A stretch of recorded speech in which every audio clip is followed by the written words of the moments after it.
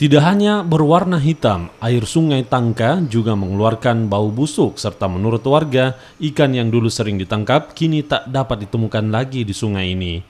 Warga menduga air sungai menghitam akibat aktivitas sejumlah pabrik tahu di sekitar sungai, bahkan limbahnya juga dibuang di sungai. Sungai Tangka memiliki panjangnya sekitar 4 km dan bermuara di Kelurahan Lapa, Kecamatan Sinjai Utara. Sungai ini juga menjadi batas Kabupaten Sinjai dan Kabupaten Bone, Sulawesi Selatan.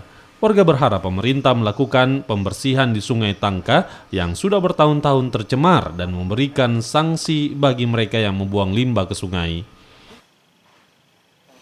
Satu dari sekian banyak usaha yang pernah ada, tidak ada pencemaran seperti ini.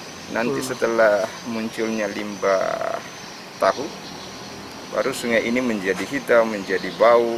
Harapan kami ya, pemerintah harus melakukan penelitian ulang. Kalaupun memang ini bisa